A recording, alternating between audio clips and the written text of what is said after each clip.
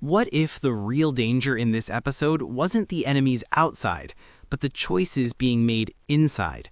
Because I swear, the moment this episode of Outlander began, it didn't feel like we were watching a story unfold. It felt like we were watching consequences finally catch up.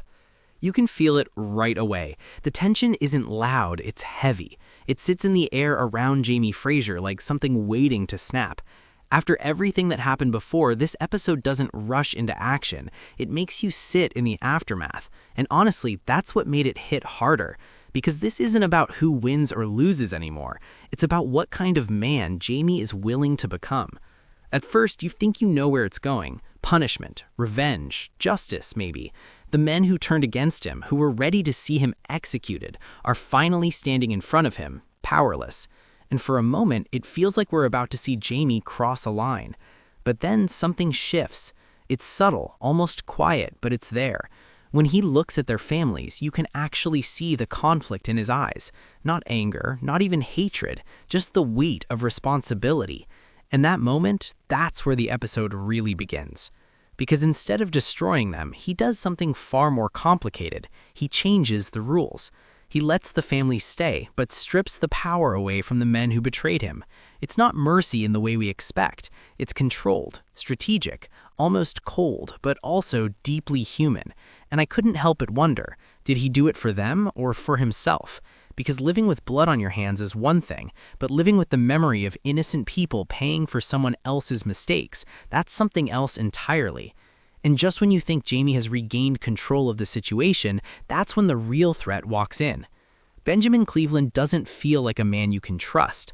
Every word he says sounds like it comes with a hidden cost. He helps Jamie, but not out of loyalty, not out of kindness. It feels like he's setting something up, like he's placing a piece on a chessboard and just waiting for the right moment to move it. And here's the unsettling part. Jamie knows it. You can tell he knows making any kind of connection with someone like that is dangerous, but he still accepts it. And that leaves this quiet, uncomfortable question hanging in the air. What is this going to cost him later? Because in shows like this, favors are never just favors. They come back, and when they do, they usually take something with them. Meanwhile, the story shifts, and suddenly we're thrown into something more personal, more emotional. William Ransom's storyline feels like a betrayal wrapped in confusion. Imagine thinking someone you cared about was dead, grieving them, and then finding out not only are they alive, but they chose to disappear. That kind of truth doesn't just hurt, it changes how you see everything. When William comes face to face with Benjamin again, there's no relief, no reunion, just tension, questions. And then that moment, the reveal about his relationship with Benjamin's wife. It's messy, it's uncomfortable, and honestly, it feels real in a way that's hard to watch, because nobody walks away from that clean. Not William, not Benjamin, not even the audience. And what really got me was how quickly things escalated after that. One second it's confrontation, the next William is locked away like an enemy. No hesitation, no mercy. It almost makes you question, was there ever any real bond there to begin with? Or was it all just an illusion that shattered the moment truth came out? Then there's Ian Murray's journey, which in a completely different way might be the most quietly powerful part of the episode. His story isn't loud, it doesn't rely on shock or betrayal, it's built on something deeper, closure, and maybe even healing. Watching him search for his past, for the people he once loved, there's this constant tension of what if? What if everything changes? What if he realizes he still belongs somewhere else? And you can feel that fear, especially through Rachel, that quiet insecurity, the fear of being replaced. It's so human. But when the moment finally comes, it doesn't explode, it settles.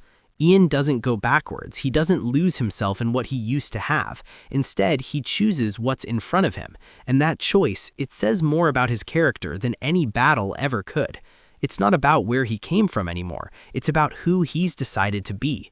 And by the time the episode starts closing, there's this strange calm, but it doesn't feel safe. It feels like the kind of calm you get right before something bigger happens. Because even though one conflict is resolved, the bigger war is still out there, waiting. And I can't stop thinking about that final feeling the episode leaves you with.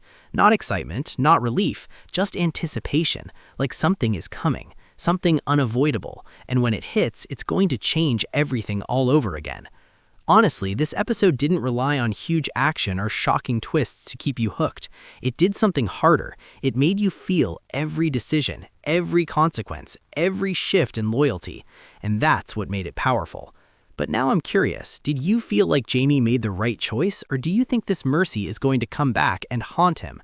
Let me know what you think, and if you're enjoying these deep dives into Outlander, don't forget to like the video, drop your thoughts in the comments, and subscribe, because trust me, things are only getting more intense from here.